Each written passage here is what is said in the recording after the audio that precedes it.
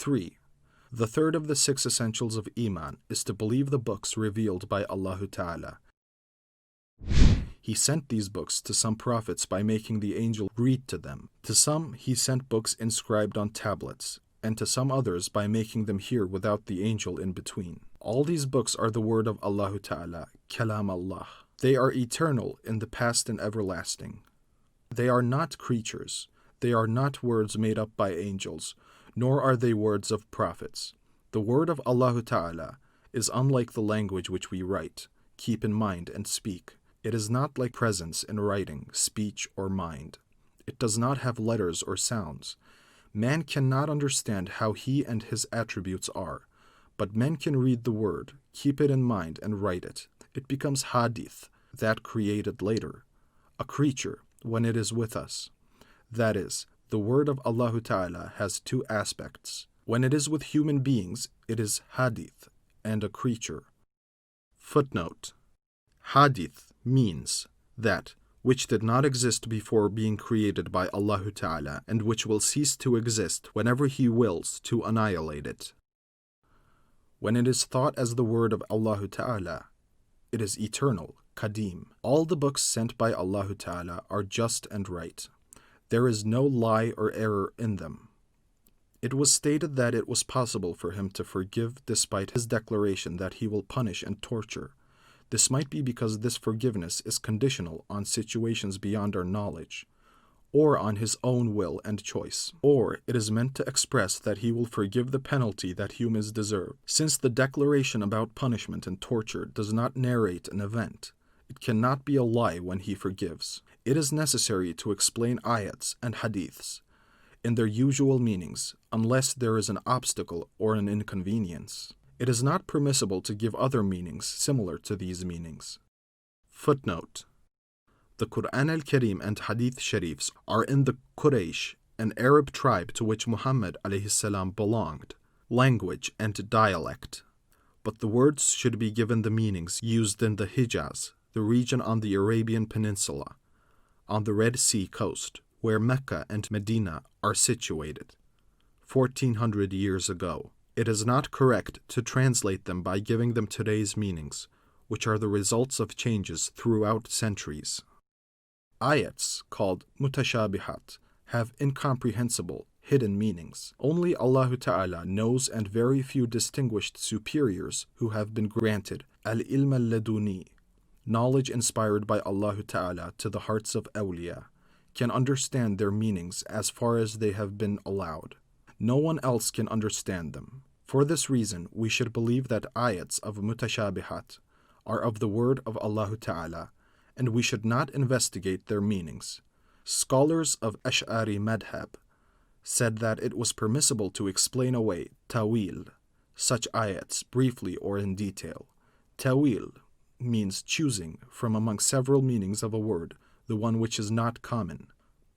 For example, about the ayat, the hand of Allah is superior to theirs, which is the word of Allahu Ta'ala, we should say, I believe whatever Allahu Ta'ala meant by this. It is best to say, I cannot understand its meaning, only Allahu Ta'ala knows, or we must say, Allahu Ta'ala's knowledge is unlike our knowledge. His will is not like our will. Similarly, His hand is not like the hands of human creatures.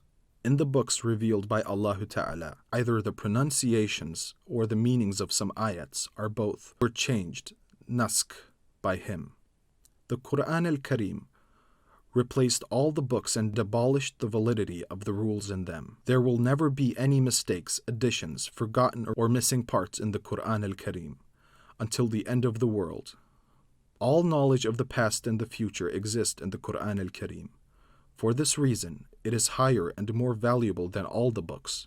The greatest mu'jiza, miracle created by Allah Ta'ala through a prophet of Rasulullah sallallahu ta'ala alayhi wasallam is the Quran al-Karim. If all human beings and genies would come together and try to say something similar to the shortest surah of the Quran al-Karim, they would not achieve it. In fact, the eloquent, literary poets of Arabia assembled and strove very hard, but they failed to even achieve something like one short ayat. They could not stand against the Quran al-Karim. They were stupefied. Allah Ta'ala makes the enemies of Islam incapable and defeated before the Quran al-Karim. The eloquence of the Quran al-Karim is above human power. Human beings are incapable of saying as it says. Ayats in the Quran al-Karim are unlike the poetry, prose, or rhymed verse of human beings. Nevertheless, it was said in the letters of the language spoken by the literary, eloquent men of Arabia. The number of heavenly books revealed to humanity is 104. It is well known that 10 suhuf, plural of sahifa, little book, were revealed to Adam alayhi salam, 50 suhuf to Sheth alayhi salam, 30 suhuf to Idris alayhi salam, and 10 suhuf to Abraham alayhi salam. The Torah was revealed to Moses alayhi salam. The Zabur to David alayhi salam. The Injil, Latin, Evangelium, to Isa, Jesus alayhi salam. And the Quran al-Karim to Muhammad alayhi salam. When a person wants to order or forbid something, to ask something, or to give some news, first they think about and prepare it in their mind. These meanings in the mind are called kalam nafsi, which cannot be said to be Arabic, Persian, or English. Their being expressed in various languages does not cause the meanings to change. Words expressing these meanings are called kalam lafzi, can be expressed in different languages. So, kalam nafsi of a person is a pure, unchangeable, distinct attribute that exists in its possessor, like other attributes such as knowledge, will, discernment, etc.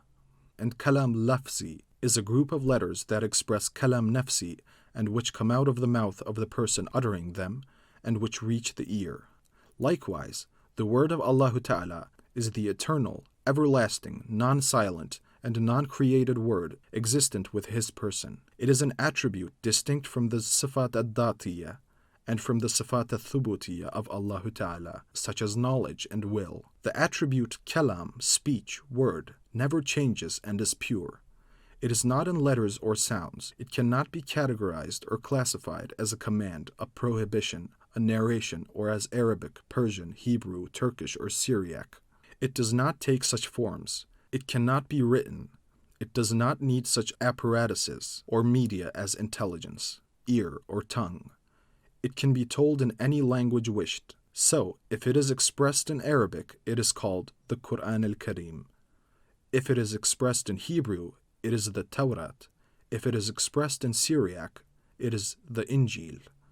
It was written in the book entitled Sharh al-Maqasid by Saduddin Taftazani, died in Samarkand in 1389-792, that its expression in Greek is the Injil, and its expression in Syriac is the Zabur. The Kalam al-Ilahiyya, the word of Allah Ta'ala, tells various subjects. If it narrates the events that happen or that will happen, it is called Kabar, narration. If not so, it is called Insha. If it states things that should be done, it is called Amr, command. If it states forbidden things, it is Nahi, prohibition. But no change or increase occurs in the Kalam al-Ilahiyya. All books and all pages revealed are from the attribute Kalam of Allah Ta'ala.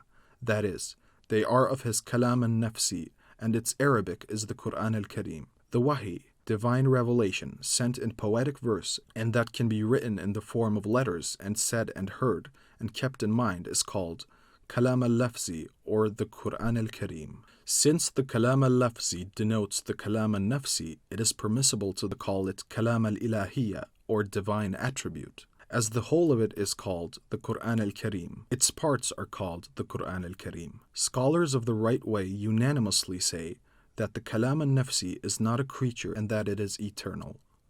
There is no unanimity on whether the Kalam al-Lafzi is created or eternal. Some who regarded the Kalam al-Lafzi as created warned that it would be better not to say that it is created, because if said so, it would come to mean that the Kalam al-Nafsi is a creature. This is the best remark about the matter. When the human mind hears something that denotes something else, it simultaneously remembers the denoted thing. Those scholars among Ahl Sunnah who said that the Quran al-Karim was created meant the sounds and words we utter with our mouth. The scholars of Ahl Sunnah have unanimously stated that both the kalam al-nafsi and the kalam al-lafzi are the word of Allah Ta'ala. Although some scholars considered this statement metaphoric, that the kalam al-nafsi is the word of Allah Ta'ala means that it is Allah Ta'ala's attribute of speech, and what the kalam al-lafzi is the word of Allah Ta'ala means that Allah Ta'ala is its creator. Question. From the writing above, it is understood that the eternal word of Allah Ta'ala cannot be heard. Saying, I have heard the word of Allah, means, I have heard the sounds and words uttered, or I understood the sound, voice, and the eternal kalam al-nafsi. All prophets could, and even everybody can hear it in both of these two manners. What is the reason for distinguishing Musa alayhi salam as Kalim Allah, one to whom Allah Ta'ala spoke? Answer. Musa alayhi salam heard the eternal word without letters or sounds, in a way different from the divine custom. He heard it in a manner that cannot be explained, as Allah Ta'ala will be seen in paradise in an unintelligible and unexplainable manner. Nobody else heard it in this manner. Or he heard the word of Allah Ta'ala in sounds that not only through his ears but also through every particle of his body, from every direction. Or he heard it only from the direction of the tree, yet not in sounds, or with the vibration of air, or with other means. Because he heard it in one of these three conditions, he was honored with the name Kalim Allah.